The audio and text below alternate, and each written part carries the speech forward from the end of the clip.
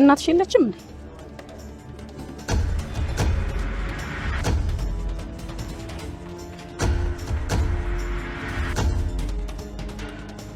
ቆይ ምን ታደርጊ ነው የመጣሽው? ያምሻል እንዴ? ቆይ ሰላም ታይሽስ? እሷን ለማግኘት አይደለም የመጣሁት። አንቺና ባይሉማ እንደሞኝ ልታጃጁን ይሞከራችሁ አይደል? ባይሉ ታስሯል አልኩሽ እኮ። ብርሽንም ደግሞ እያዘጋጀሁልሽ ነው። ቆይ እስከ ነገ ብለሽኛል ነበር እና በዚህ በጠዋት ከየት አመጣለሁ? ማቆም ነገር እንዴ ባለፈው ልትነግሪኝ አልነበር እንዴ? እንደውም እኔም ቢስልሽ በግድ ካልሰማሽ እያልሽ ነበር። አሁን ምን ተፈጥሮ ነው እንደዚህ ዝም የምትይኝ?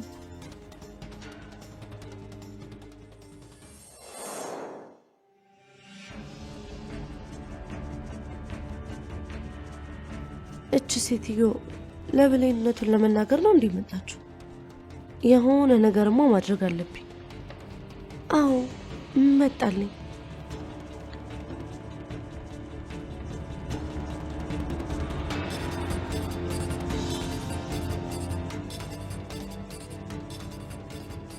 ሄሎ ሳሚ፣ ለብሌን በውሸት ሰላም እናቷ እንደሆነች የነገርካት ነገር ያቺ አሮጊት ሳታምን አትቀርም።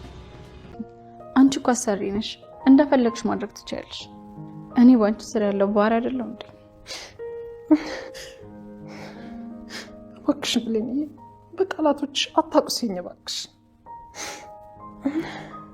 አሁን ከፈቀድሽልኝ እናቴ ጋር መሄድ እፈልጋለሁ። ስልክ ይዝግ ስለሆነ ተጨንቃ ይሆናል።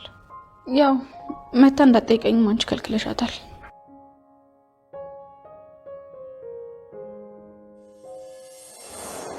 ወይዘሮ ገነት። አቤት ሰላም፣ እንዴት ነሽ? ተሻለሽ? ደህና ነኝ። ከዚህ በኋላ እዚህ ቤት ላይሽ አልፈልግም። እኔ ልጅሽን እንጂ የቀጠርኩት ሙሉ ቤተሰቡን አይደለም። ተግባባን አይደለ?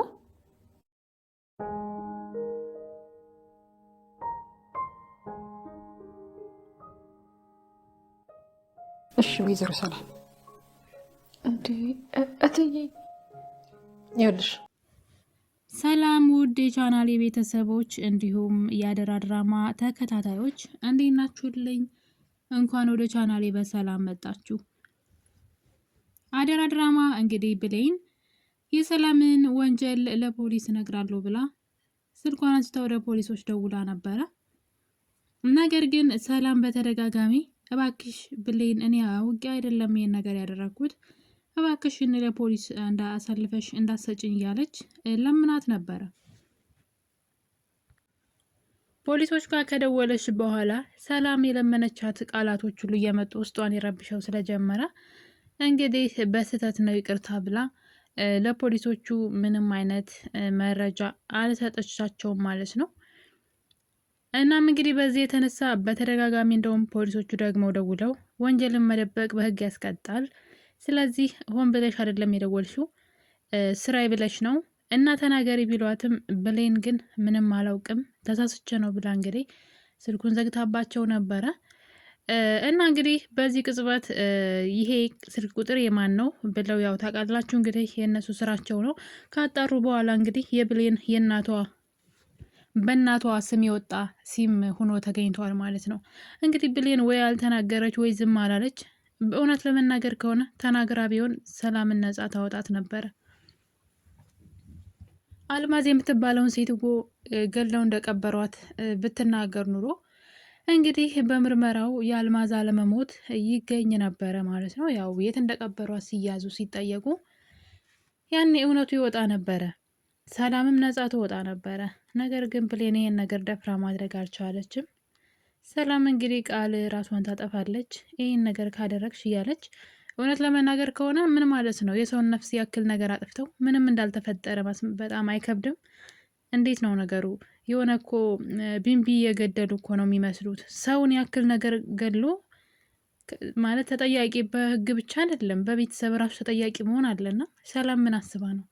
እሷ ልጅ ራሷን እንዳታጠፋ እሷ የሰውን ሰው ገድላ ተጠያቂ እንዳልሆነች እስከ መቼ ልትኖር እንደፈለገች ባላውቅም ይህን ነገር እንግዲህ አሳልፈሽ አትስጭኝብኝ እያለች ትገኛለች።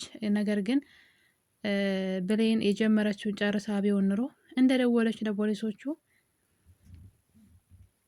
ያለውን እውነት ተናግራ ቢሆን ለሰላም ትልቅ ውለታ ትውልላት ነበረ።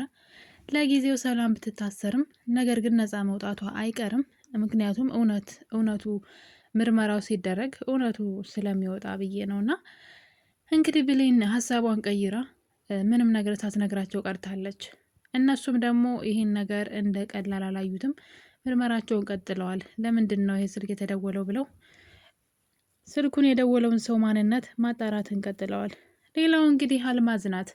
አልማዝ ያው ከተደበቀችበት ውስጥ ገንዘብ ያስፈልገኛል እያለች አቶ በኃይሉን በተደጋጋሚ ስልክ ብትደውልም የአቶ በኃይሉ ስልክ ሊሰራላት አልቻለም።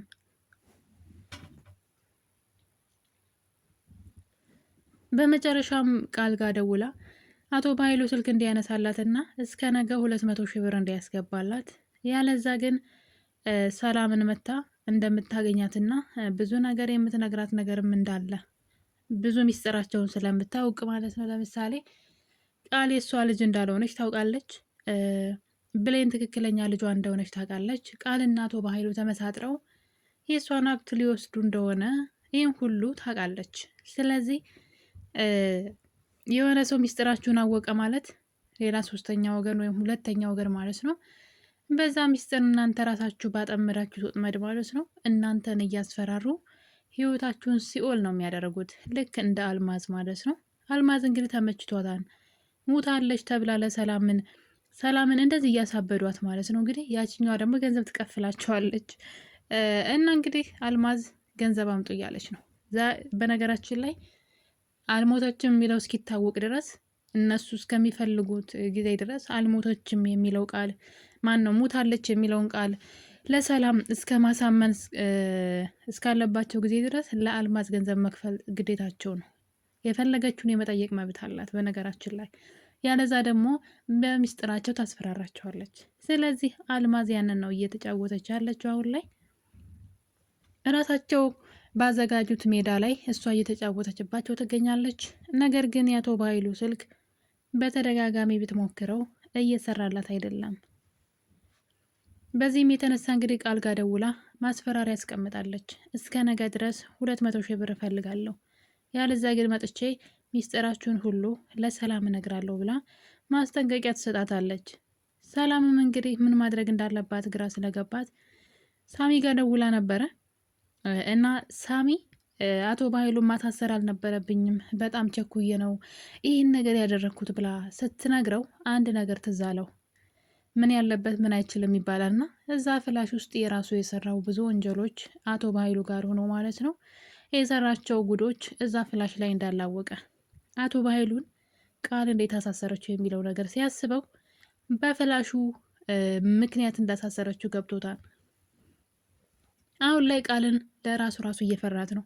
የምትፈልገውን ነገር ከኔ ካገኘች በኋላ እኔ ልታሳስረኝ ትችላለች፣ እኔንም የበኃይሉ አይነት እጣ ፈንታ ሊደርስብኝ ይችላል ብሎ ሲያስብ፣ በነገራችን ላይ ቃል ራሱ የእሱን ኮፒ ነበር ያሰበችው። ለጊዜው ታስፈልገኛለህ፣ የምፈልገውን ያክል መንገድ ካስተካከልክልኝ በኋላ አንተንም የበኃይሉን እጣ ፈንታ ነው የምሰጥህ እያለች ስትፎክር ነበር እሷ ራሱ። እና እንግዲህ አንዱን ለመጣል እዚህ ድራማ ላይ እንደምታዩት ይህ ሁሉ ትግል የሰውን ገንዘብ ፍለጋ ነው። ሰው የለፋበትን የሰውን ላቭ ማለት ነው እናትና ልጅን አለያይተው የሰውን ገንዘብ ለመፈለግ ከሳሚ ውጭ ማለት ነው። ሳሚ ምንም አይነት የሰው ገንዘብ አይፈልግም፣ ግን አቶ በኃይሉን መበቀል ይፈልጋል። ግን ተመልከቱ እንግዲህ እነዚህ ሰዎች አቶ በኃይሉ እህቱ ብዙ ገንዘብ ልስጥ ነበር ያለችው፣ ልጅን አምጣልኝ ብዙ ገንዘብ ልስጥ ብለው ነበር።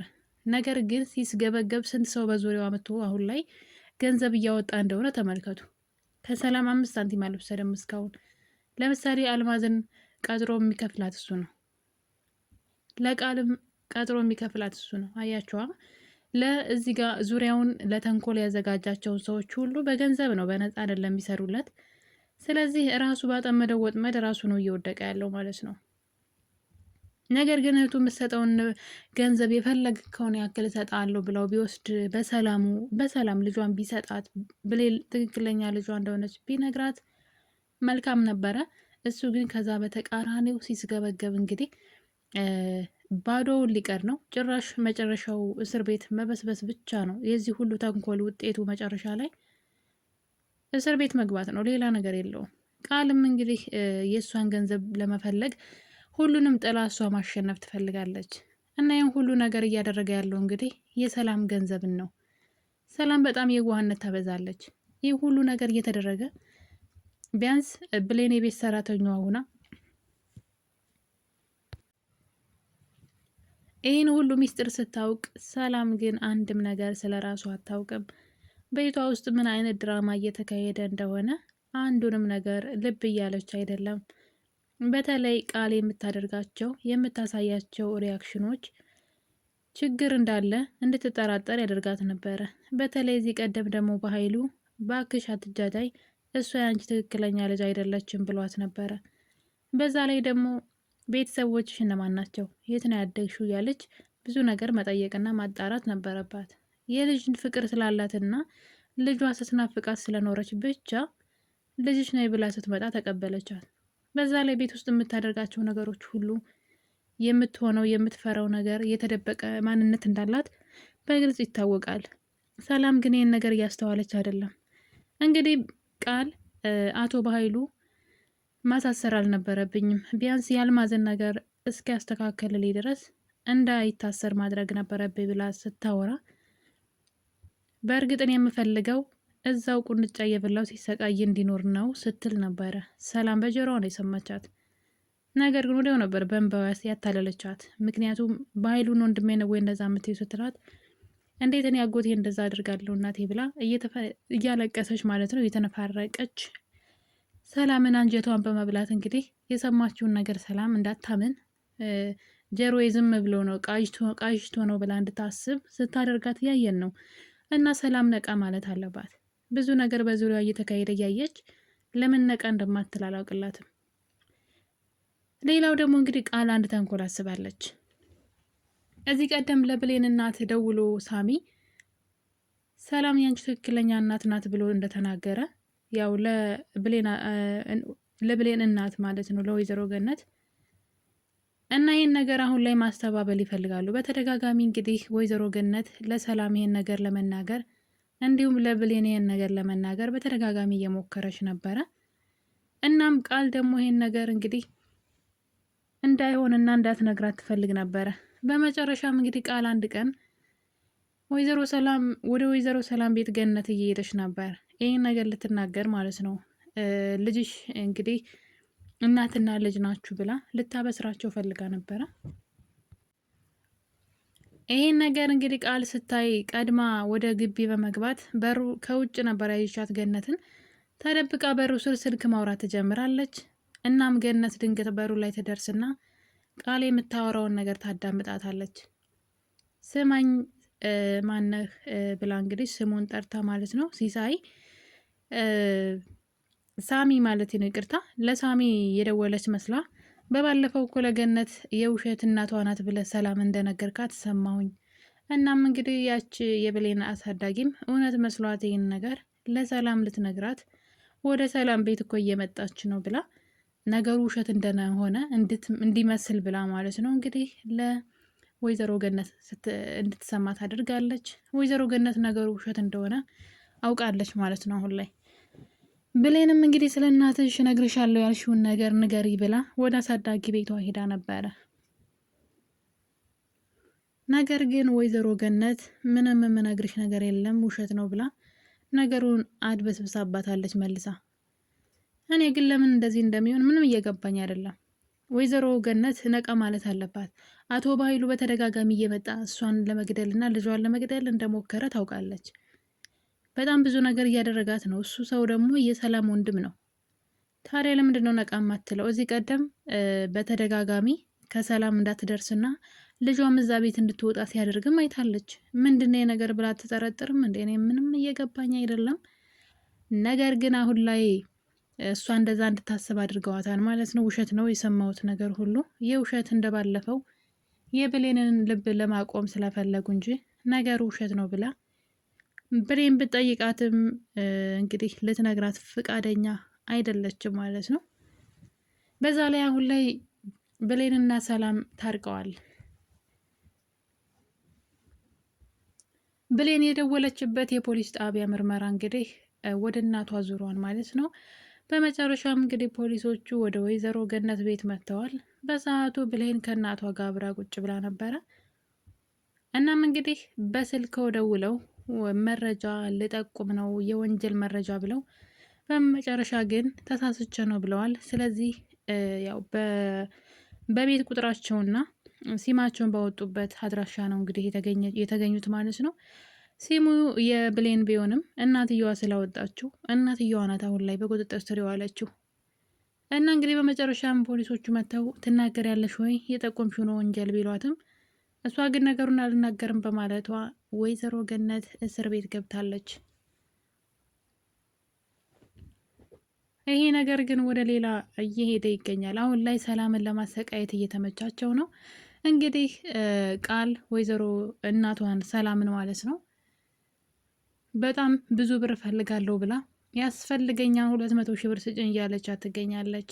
ሰላምን በነገሩ በጣም በመደንገጥ አሁን ላይ በጣም ብዙ ችግር አለብኝ፣ ወንድሜ ታስሯን፣ በዛ ላይ አንቺ የማታውቂው ብዙ ችግር አለብኝ፣ ስለዚህ ለአንቺ 200 ሺህ ብር ከየትም አምጥቼ አልሰጥሽም ብትላትም እንደለመደችው እንግዲህ እያለቀሰች ልቧን ለመብላት ሞክራ ነበረ። ሰላም ግን የፈለግሽው ነው የምሰጥሽ 5 ሳንቲም የለኝም ብላለች። አስቡት እንግዲህ የራሷን ችግር ማለት ለእሷ ችግር ለሚያመጡ ሰዎች በራሷ ብር በጣም ነው የሚገርመውና አሁን ላይ ቃል የምታደርገው ነገር ሁሉ ጠፍቷታል። በዛ ላይ ደግሞ ስልክ ስታወራ አልማዝን አንተ አታውቃትም እያለች ከሳሚ ጋር እንግዲህ እዚህ እመጣለሁ ብላ አስፈራርታኛለች። ብሩን ካላዘጋጀንላት እውነቱን ለሰላም ትነግራታለች ስትለው እንደዛ የማድረግ ልብ የላትም ሆን ብላ ልታስፈራራሽ ነው ብሏት ነበረ። እሷም እንግዲህ አልማዝን አታውቃትም ምን እንደምታደርግ ስትል ሰላም ሰምታታለች። ሰላም ስለ አልማዝ እያወራች ሰምታት እያለ ግን አሁንም እንግዲህ ሰላም ልክ የሰማችው ነገር ምንም እንደሆነ ጆሮዋ እንደተሳሳተ እንዲመስል እያደረገች አእምሮዋን እያደነዘዘቻት ትገኛለች። ሰላም መንቃት አለባት። ልጇ ብሌን እንደሆነች ራሱ ማስተዋል ራሱ ጭምር አለባት። እና የኔ ውድ ቤተሰቦች እንግዲህ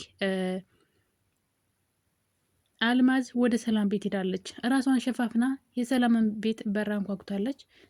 በሰዓቱ እንግዲህ ብሌን ብትጠራት እንድትከፍተው በሩን፣ ነገር ግን ብሌን ልትከፍተው አልቻለችም። ቃል ነበረች በሩን የከፈተችው። በሩን ስትከፍተው እንግዲህ አልማዝ ሆና ተገኝታለች። አልማዝ አሁኑኑ ብሩን ካላስገባችሁልኝ ለሰላም እነግራታለሁ እያለች ቃልን በጣም እያስፈራራቻትና እያስጨነቀቻት ትገኛለች። እንግዲህ በቀጣይ ክፍልስ ምን ሊፈጠር ይችላል? በክፍል 27 ቃል ብሩን የታመጣ ልትሰጣት ትችላለች ወይስ ሰላምንስ ምን አድርጋ በምን አስገድዳ ልትቀበላት ትችላለች የሚለው አጓጊ ነው። የኔ ውድ ቤተሰቦች አደራ ድራማ አሁንም ብሌን እናቷን አላገኘችም። በቀጣይ ክፍል ምን ይፈጠር ይሆን? አብረን የምናየው ይሆናል። የዛሬን አበቃን። ቸር ቆዩልኝ።